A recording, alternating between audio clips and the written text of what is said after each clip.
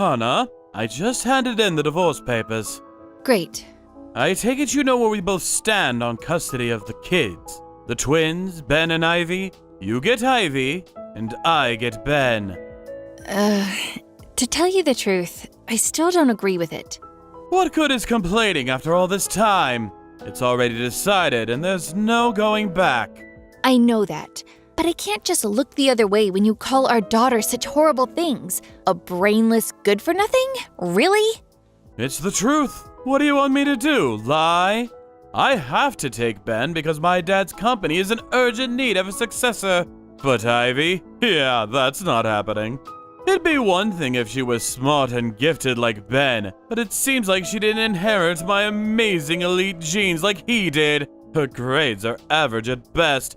Her face is ordinary. She's not even good at sports. She has no redeeming qualities. She's literally the most average kid I'd ever met. Why would I want her? In any case, the only life that could possibly await a girl like that is marrying into the family of some run-of-the-mill office worker. There's no way she's got what it takes to inherit my dad's company. What benefit is there in having her around eating my food? As long as I get Ben, I'm happy. Oh, good grief. It goes without saying that you better not ever say any of those things to her face. But don't go spewing your poison in front of Ben either. They're twins. They think a lot of each other. They're well past the age of not being able to understand things adults say, so you need to be careful. I'll be furious if I hear you've been filling Ben's head with horrible things about his sister. Yeah, whatever. Anyway, it's not like me and you are ever gonna meet again after this, is it? I'm serious. Please, don't. Take good care of Ben, won't you? Of course I will. I don't need you to tell me. He's gonna get an elite education and make tons of money, you'll see. Benny boy is going places. It's not that I don't understand you wanting those things for him, but please make sure you let him do the stuff he wants to do sometimes too, okay? Yeah, whatever. I guess this is it then. Yeah. Bye.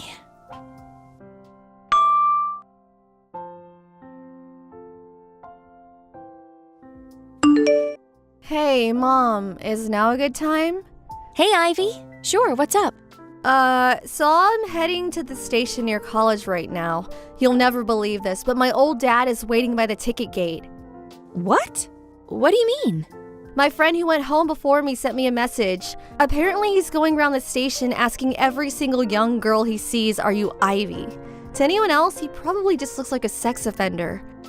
What the? I carefully continued to the station to see whether it was actually him. And sure enough, of course he looks a little older than I remember him, but it's him. What the heck is that man playing at? Right? After all this time. He was dead set on only taking Ben back then too. He had no interest in me whatsoever. I remembered like it was yesterday, how he smugly declared, "I'm fine as long as I have Ben," while reclining on the sofa and chuckling to himself like a jackass. Oh, me too, sweetie. Anyway, I need to come home, so I'm gonna enter the station through the ticket gate on the opposite side of the station, the one by the tracks. I'll probably be 1 or 2 trains later than usual. Okay, got it. Make sure he doesn't see you. Be careful, Ivy.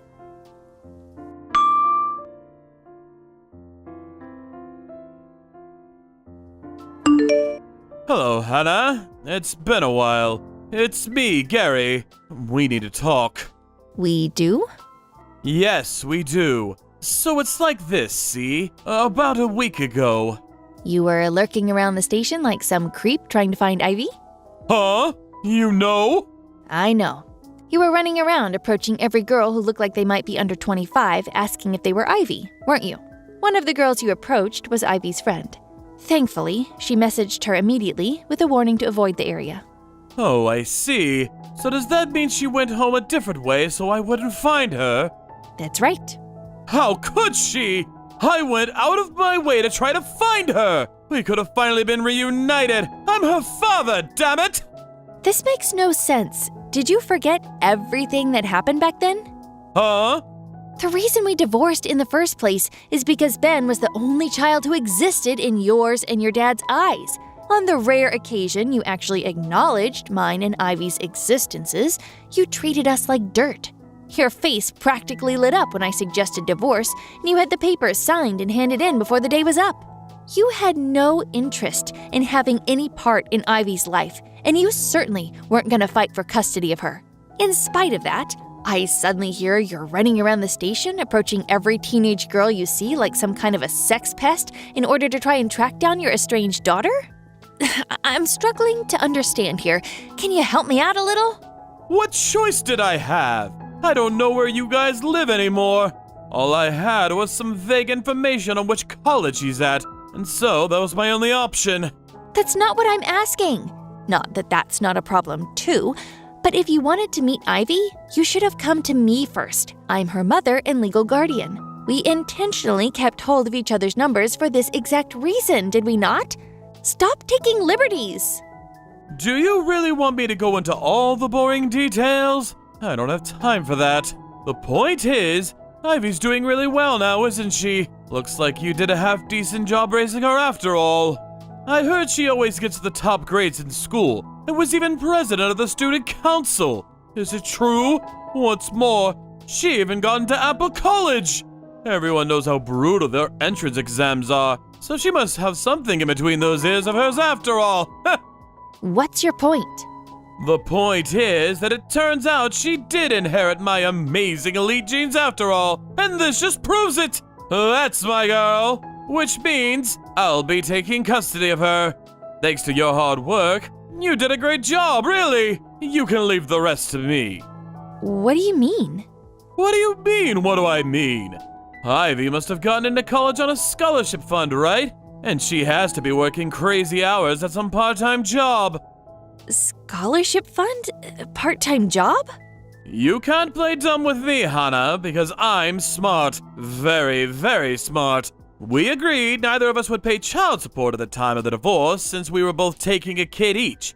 But unlike me, who was always working, and at a pretty good company at that, you were a stay-at-home housewife until the divorce. Even if you did manage to find a job after the split, your salary would have likely been average at best, realistically speaking. Now thinking about it logically, the only way Ivy could afford to go to Apple College despite being raised by a poverty-stricken single mother like you is through some kind of scholarship fund or job. Am I right? Or am I right? What happened to all that stuff you said about Ben? Huh? You used to always say you'd be happy as long as you had Ben. What happened to that? That kid. He was a complete disappointment. What?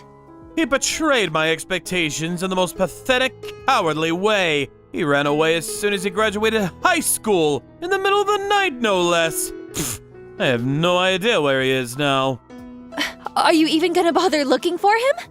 I was so disappointed I didn't feel like wasting my time trying. I decided to wait for him to come back and apologize before considering forgiveness. Not gonna lie, that hurt. I was pretty dejected. But right around the same time, I got word of what a high achiever Ivy was turning out to be. I thought it could only be fate, which is why I'm doing whatever I can to find her as quickly as I can. With me raising her, she won't have to waste her time working some crummy job or relying on scholarship money to study. I'm exactly what she needs right now. Oh yeah, my dad changed his mind. He's ready to let her be the successor to his company now. Gary, do you even know which faculty at Apple College Ivy is studying at? Huh? The legal faculty. What? Wasn't she majoring in economics? She decided she wanted to be a lawyer and went to college to study law instead. A lawyer? No, she will not be a lawyer. Starting next year, we'll transfer her to the Faculty of Economics. Contact the college and have them initiate the procedures now! Why? Because she has to inherit my dad's company. She can't do that if she's a frickin' lawyer. She has to learn economics. There's no other option. Oh, so that's why. Huh? You were trying to force that on Ben, too, weren't you? Forcing? A father's authority is final! He has no right to disobey my command, and learning economics is an essential requirement of inheriting my dad's company. You should be careful how you speak to me. Do you have any interest in what Ben himself wants to do with his life? Do you even know what that is? Huh? Your son wants to be a chef. A chef? You do know how much he loves cooking, don't you? Oh yeah, I remember catching him wearing that stupid hat a while back. That stuff's for pansies. I told him how shameful his stupid effeminate behavior was and banned him from embarrassing me by ever doing it again. I know. That's why he ran away in the night. Huh? Ever since he graduated high school, he's been working part-time to save up money to go to a specialist culinary arts college. He's set to start studying there next April. He is? Hey, wait a second. How do you know all this? You weren't supposed to meet him after the divorce. We agreed! I know, we didn't meet. At least not while you had legal custody of him. Huh? What are you trying to say? Don't tell me you forgot. Ben and Ivy both turned 20 the year before last. Huh? So what? They're fully fledged adults now, so the custody terms we agreed on during the divorce no longer apply. Ben doesn't need your permission to come and see me anymore. Oh, he doesn't, huh? Which is why he came to see me, just yesterday in fact. Wait a sec! How did he know where you live? He and Ivy have had the same friends since back in elementary school, so he's always known my address. How dare you! You've all been conspiring behind my back this whole time! Ben told me all sorts of things. For example, how you temporarily became president of your dad's company. But were too much of an incompetent moron to run it properly, and your aged dad was forced to take the reins again before he ended up in the red or going bankrupt. By some miracle, you're still hanging on to the managerial position by a thread, but your dad swore you'd never be president again. Then, to make matters worse, Ben, who'd he'd been grooming to be his successor, decided he wanted to be a chef instead and pulled a disappearing act.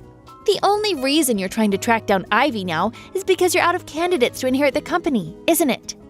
If you're such an expert on the situation, why don't you just hand her over already? You know damn well it's in Ivy's best interest to be a household with money so she can focus on her studies. You're just being stubborn and selfish. There's just one problem. Ivy never wants to see you again. What? I did just tell you, but she went out of her way to avoid you as soon as she heard you were out looking for her at the station. You can think of that as her response to your proposal. Do you understand what a generous offer this is? I'm offering to cover all of her expenses until she graduates college. Not only that, but there's a CEO position waiting for her when she does. With me, she walks the path of the elite. With you, it's nothing but poverty, poverty, poverty! The opportunity to live a life free from financial worry is staring her right in the face. She'll never struggle for money again. Gary, Ivy isn't studying on a scholarship. Huh? She doesn't have any money worries at all. Don't make me laugh. There's no way a peasant like you could afford to cover her tuition fees at Apple College. What did you do? Rob a bank? You're obviously just making up desperate lies because you're scared of losing her when she realizes how much better her life will be with me. I've got it. Fine. I don't mind if we get back together. Excuse me? If we do that, you can guarantee Ivy a better life without having to say goodbye. Win-win! No, really. We're doing fine for money. You're clearly putting up a bold front. Tragic. I know that deep down you're chomping at the bit to go ahead with what I'm proposing. You're just too proud to admit it. One thing though, when I say me and you can get back together, you should know what I mean is I'll let you be my personal maidservant. Ever since my mom died, we've been forced to hire a maid, which means the finances have taken quite a hit. We could do with some free labor. This is actually perfect timing! I married a lawyer. What? We were introduced through a friend when Ivy was in her second year of high school. Ivy calls him Dad now. She does what now? How dare she, that traitor! It's thanks to his influence that she decided she wants to be a lawyer. Even so, I'm her dad and always will be! Actually, the adoption procedures were recently finalized, so legally speaking, he's her dad now. What? You let him do that? As you probably know, a lawyer's salary isn't half bad, and he's been kind enough to cover half of her college expenses, so you really don't need to worry about us struggling. Half? He did offer to pay the full amount, but I worked so hard to save up money to send her to college before we got married. Plus, Ivy herself has been working long hours too.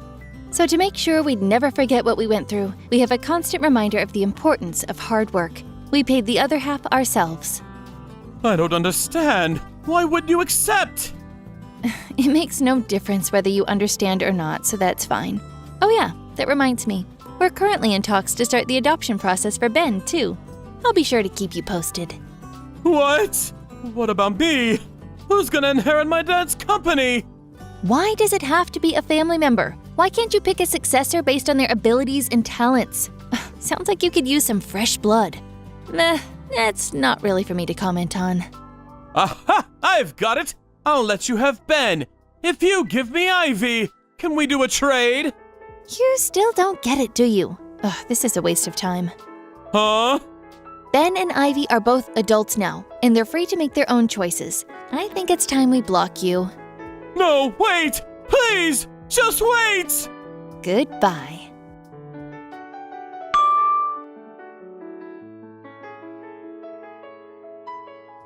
I heard through a friend a few days later. Apparently, Gary's dad told him that if he didn't come home with either Ben or Ivy to inherit the company, he'd lose his managerial position and be demoted to a regular employee. After I blocked him, he went on the offensive with Ivy. Once again, he was sighted approaching young girls at the station, but this time around, he was swiftly reported to the police and arrested. My husband, the lawyer, decided it was time to take action. He had a restraining order put out against Gary, banning him from ever coming near any of us again. A year later, Gary's dad's company went bankrupt. Apparently, word of one of the managers being arrested for harassing young women in public played a part in the stock price hitting an all-time low and the company's subsequent collapse. Both Gary and his dad worked like dogs to pay off the debt they took on in a desperate last-ditch attempt to save the sinking ship. They did manage to keep up with the repayments somehow or another, but due to the fact that neither of them knew how to do housework, their apartment turned into something resembling a bomb site stinking of rotten meat within a month of them moving in. Naturally, reports from the neighbors came in one after the other. Now, no one has any idea where they disappeared to after being handed the eviction notice. Thank you for watching. Please subscribe and hit the like button. See you next time.